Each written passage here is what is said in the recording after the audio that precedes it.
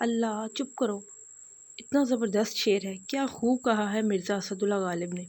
عشق پر زور نہیں ہے، یہ وہ آتش ہے غالب کہ لگائے نہ لگے، بجھائے نہ بجھے۔ یہ عشق محبت کیا ہے؟ مطلب کیسی فیلنگز آتی ہیں؟ کوئی ایک محبت پر ایک تو کوئی 6 دیوان لکھ ڈالتا ہے۔ نیلم الجھتے ہوئے بولی، محبت اس نے زیر لب دہرایا۔ یہ پاراسٹک پلانٹ کی طرح ہوتی ہے، بڑی مفت خور ہوتی ہے، یہ خود سے پروان نہیں چڑھتی، بلکہ محبت تو آپ سے لپٹنے کے بتاب رہتی ہے، اپنے پنجے آپ کی روح تک میں گھاڑ کر، اس کی تمام غذائیت اگر نچوڑ کر اپنے اندر داخل کر لے، تب ہی وہ تر و تازہ رہتی ہے، جیتی ہے۔ اگر آپ یہ چاہتے ہو کہ آپ کی روح بھی حشاش بشاش رہے اور محبت بھی کھلتا گلاب ہو تو یہ ممکن نہیں۔ محبت بڑی عجیب ہے، یہ ریاضی کے سوال کی مانند ہے، یا تو پورے مارکس آئیں گے یا تو صفر۔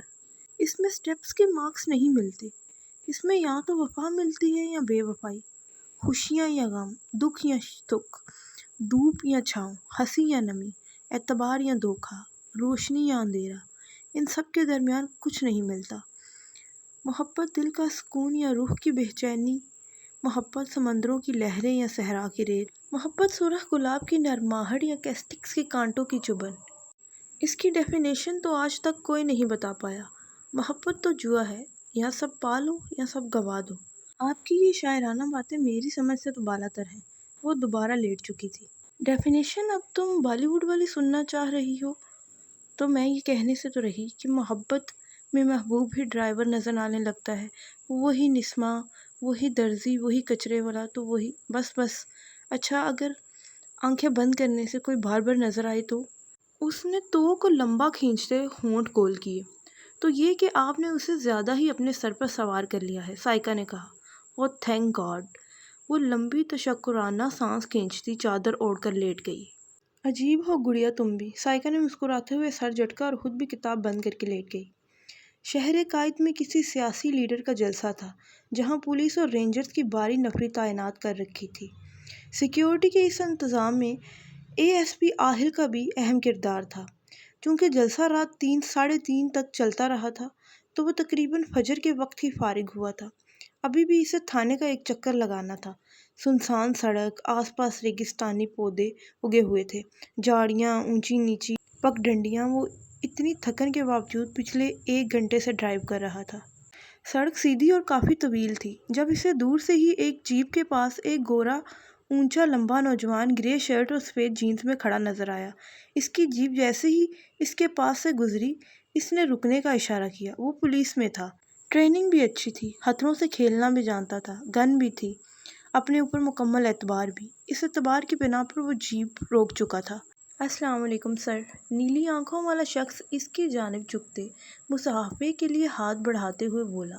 وعلیکم السلام، آہل نے شیڈز اتارتے کہا، البتہ ایک ہاتھ ایسے ہی اسٹیئرنگ پر دھرا تھا جس میں پہنی رسٹ واچ 5:20 بجا رہی تھی۔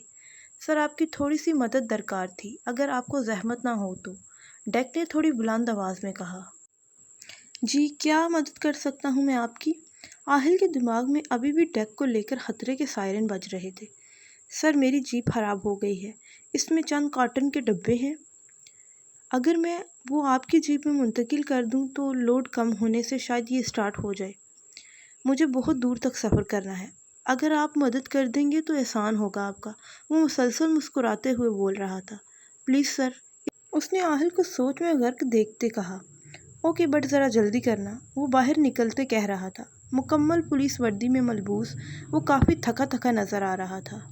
بہت شکریہ آپ کا، ڈیک کے بے انتہا ممنونیت سے کہنے پر وہ مسکرایا تھا، پھر اس کے کندھے پر ہاتھ رکھتے کہا، کوئی بات نہیں، ویسے بھی عوام کی خدمت ہمارا فرض ہے۔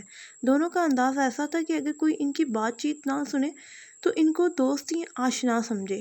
ڈیک نے بلیک چمچماتی بلینڈر کا دروازہ کھولا، اندر بلیک کور سیٹ پر پڑے کارٹنز میں سے ایک اس کو پکڑایا۔ زیادہ وزنی تو نہیں ہے؟ ڈیک نے پوچھا۔ بھئی، پولیس والوں سے ایسے سوال پوچھتے شرم آنی چاہیے، بڑی سخت جان ہے ہم۔ ایک اور رکھ دو اس کے اوپر۔ ڈیک بھی اس کی بات پر کہکا لگائے بغیر نہ رہ سکا، پھر ایک اور ڈبہ بھی رکھ دیا۔ ہے کیا اس میں؟ آہل نے آخری 2 کارٹن رکھتے پھولے سانسوں سے دریافت کرتے ہاتھ جاڑے۔ हवा के तेज झोंके दोनों नखूस से टकराते गुजर रहे थे। रेत भी उड़ने लगी। खुद ही देख ले, डेक्स मुस्कुराया। आहिल ने जीप के किनारे घुटना मोड़कर लटकाते इस पर काटन रखकर रस्सी का एक कोना खींचा। काटन खुल चुका था। एक गत्ते के टुकड़े को हटाया तो इसकी आंखें फट पड़ीं। अंदर असला था। भारी बुल्स राइफल भी लातादाद थी। मतलब इसका दिमाग सही सायरन दे रहा था। क्या हुआ एएसपी आहिल? डेक ने अपने हाथ में पकड़ी पिस्टल लहराते इसकी जीप के आखिरी सिरे पर उछल कर बैठते टांगे लटकाते पूछा। यकायक भारी बूटों की आवाज़ करीब आने लगी। आहिल ने मुड़कर देखा। स्याह लिबास में मौजूद चेहरे ढके 15-16 अफराद, लंबे कदो कामत के मालिक, भारी राइफल्स, हाथों में दस्ताने। आहिल ने जेब खंगाली। गन गायब थी। मोबाइल जीप में आगे पड़ा था। यकीनन वो भी अब वहाँ नहीं होगा। वो बहुत बुरा फंस चुका था। ताकत और अक्ल दोनों में से एक का इस्तेमाल इसने किया और एक का डेक ने। देखो यार, कितने अच्छे लग रहे हो तुम इस वीडियो में। डेक ने टैब इसके सामने किया, जो अभी इसके इशारे पर आम लिबास में मौजूद एक शख्स ने इसे थमाया था। वीडियो में आवाज़ गायब थी। आहिल ने मुस्कुराते हुए डेक से हाथ मिलाया। दोनों ने चंद बातें की। वो नीचे उतरा और डेक के पास खड़ी ब्लैक जीप में से काटन निकालने लगा। साथ में दोनों ने किसी बात पर कहका भी लगाया। दोनों ने मिलकर तमाम डब्बे आहिल की जीप में मुंतकिल किए। फिर हंसते हुए डेक ने इससे कुछ कहा और आहिल ने काटन खोला। वहाँ कैमरे को बहुत जूम करके असला दिखाया गया। आहिल के चेहरे के तासुरात कैमरे ने कैप्चर नहीं किए थे। साफ लग रहा था कि सब आहिल की मर्जी से हो रहा है और वो भी इसमें शामिल है। एएसपी आहिल ने असला मुंतकिल करने में हमारी मदद करके खुद को आवाम का सच्चा खिदमत गुजार साबित कर दिया। वाह, क्या हेडलाइन है। डेक का कहका सुनसान सड़क पर गूंजता वापस पलटा था। Oh my God, ASP Sahib का चेहरा तो लाल टमाटर हो गया। क्या हुआ, हेडलाइन पसंद नहीं आई?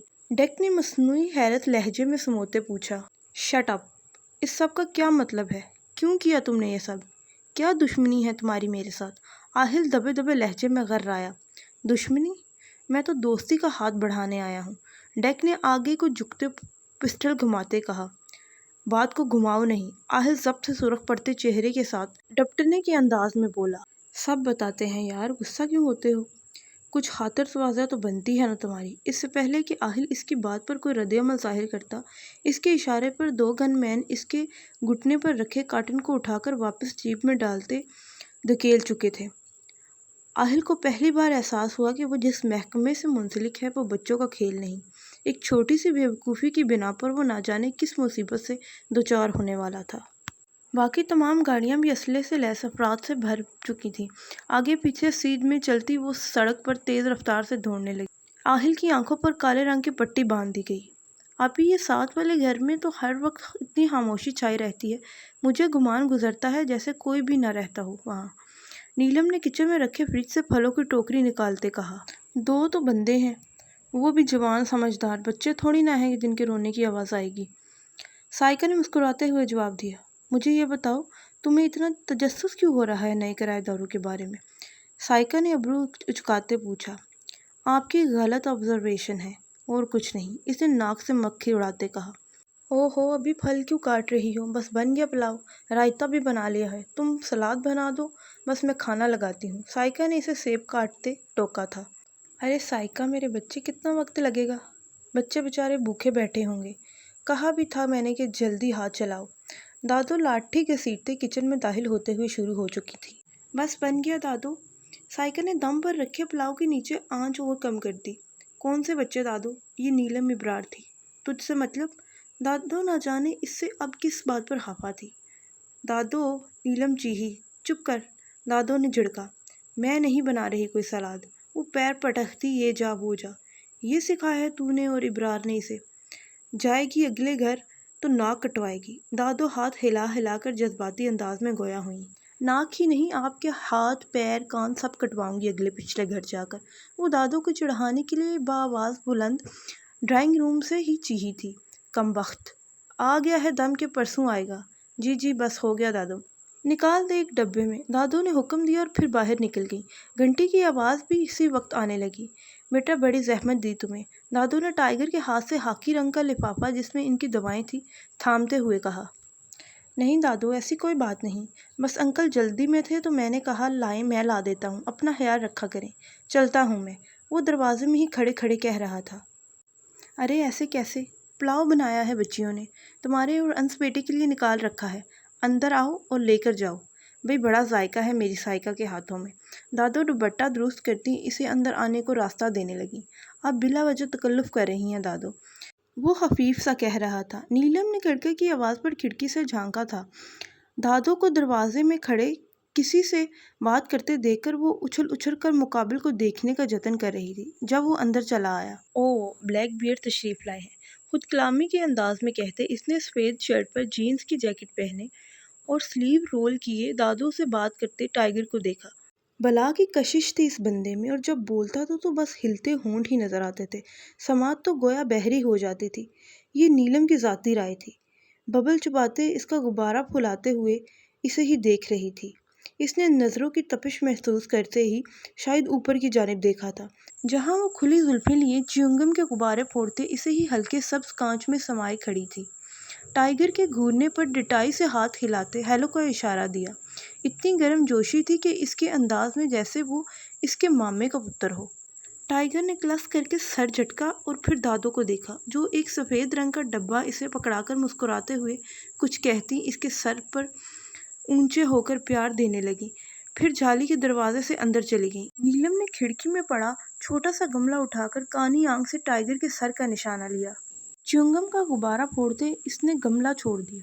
اوہ سوری بلیک بیئر، جسے کمال مہارت سے بغیر اوپر دیکھے ہی وہ کیچ کر چکا تھا۔ نیلم نے دونوں ہاتھ منہ پر رکھے حیرت سے اسے دیکھا۔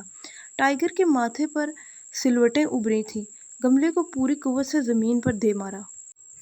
اتنی شدید آواز تھی کہ دوسری منزل پر موجود کھڑکی میں کھڑی نیلم نے بے اختیار کانوں پر ہاتھ رکھے، آنکھیں میچ لیں، اور جب ان گھنیری پلکوں کا آنچل اٹھایا تو سامنے سرد تاثر لیے کھڑے ٹائیگر نے جانے آنکھوں کی آنکھوں میں اسے کیا بھاور کروایا تھا کہ پل بھر پہلے کی شوخی اب بالکل مکفود ہو کر رہ گئی تھی۔ پھر وہ رکا نہیں، ٹانگ سے دروازہ کھولتے وہ آندھی طوفان کی طرح باہر نکلا تھا اور دروازہ اس سے بھی زیادہ زور دار آواز میں بند کیا تھا۔ ہائے، یہ آواز کیسی تھی؟ جتنے میں دادو منہ پر ہاتھ رکھتی ہانپتے ہوئے گیراج پر آئیں، وہ جاگ چکا تھا، اوپر کھڑکی کے پردے بھی برابر ہو چکے تھے۔ کیا ہوا ہے آہل کو، کھانے پر کیوں نہیں آ رہا؟ اسرار صاحب نے بیگم سے پوچھا۔ تمام افراد نیچے چٹائی بچھائے رات کے کھانے کے لیے بیٹھے ہوئے تھے، مگر آہل نہ دوپہر میں آیا تھا اور نہ ہی رات کو کھانا کھانے آیا۔ پتہ نہیں کیا ہو گیا ہے میرے بچے کو، ایک تو نوکری ایسی ہے کہ کل رات پوری لگا کر آیا ہے، ان منحوسوں کے جلسے ہی ختم نہیں ہوتے۔ اتنا کہا تھا کہ میں نے مت بھرتی کروائیں پولیس میں، ہم غریب ہی اچھے ہیں، افسر بنانے کا ارادہ تھا تو بھگتے اب۔ روز کوئی نہ کوئی مسئلہ کھڑا ہوتا ہے، مجھے لگتا ہے ٹینشن بہت لینے لگا ہے میرا بچہ، وہ ان کی پلیٹ میں دال نکالتے کہہ رہی تھی۔ اچھا فیصلہ ہے، اس کے باپ کا خیال کیا، کھیلنے کودنے کے دنوں میں دن رات پڑھائی کی، اپنی تعلیم مکمل کی، اب تو صحیح وقت آیا ہے پھل حاصل کرنے کا۔ کب تک یہ 3 کمرے کے کرائے کے مکان میں زندگی گزاریں گے؟ وہ افسردگی سے کہہ رہے تھے۔ اللہ کا شکر کریں، کم کھائیں حلال کھائیں۔ بیگم کو ان کا غربت کا رونا برا لگا تھا۔ ہاں تو وہ کون سا حرام کما رہا ہے؟ اسرار صاحب کی بات دسترخوان تک آتے آہل کے کانوں میں بھی پڑ چکی تھی۔ اسے کچھ دیر پہلے ایمن اور اشاس زبردستی اٹھا کر لائی تھیں۔ آؤ بیٹا کھانا کھاؤ، چلو بڑے بھائی کے ساتھ بیٹھ جاؤ، شاباش، ماں نے پیار سے کہا تو وہ پھیکا سا مسکراتا ریان کے ساتھ آ بیٹھا، ورنہ حلال لفظ اب تک اس کے کانوں میں گونج رہا تھا۔ کیا ہوا، کوئی پریشانی ہے آہل؟ انہوں نے 2-3 منٹ تک بھی اسے پلیٹ میں کچھ نہ نکالتے دیکھ کر پوچھا۔ نہیں بابا، وہ پلیٹ تھامے سالن نکالنے لگا۔ پھر آج اپنے چاچو کی طرف کیوں نہیں گئے؟ چھوٹی بہنوں کو بھی لے جاتے، آج تو آف تھا نا تمہارا؟ بس تھکا ہوا تھا بابا، پھر کسی دن لے جاؤں گا، وہ ٹال گیا۔ عالیہ نے چچا کے ذکر پر کڑوا بادام نگلا تھا۔ وہ ہمیشہ سے ہی آہل اور اپنی بیٹیوں کو ابرار صاحب کے گھر جانا پسند نہیں کرتی تھی۔ بیٹے کے رنگ ڈھنگ سے تو تقریباً دونوں خاندان ہی آگاہ تھے، مگر بہرحال کھلے الفاظ میں ابھی تک یہ معاملہ سامنے نہیں لایا گیا تھا۔ عالیہ بیگم کو نیلم کے غیر معمولی حسن سے ایک عجیب سی وحشت ہوتی تھی، انہیں وہ لڑکی نہ جانے کیوں تباہیوں کا بربادیوں کا سامان نظر آتی تھی۔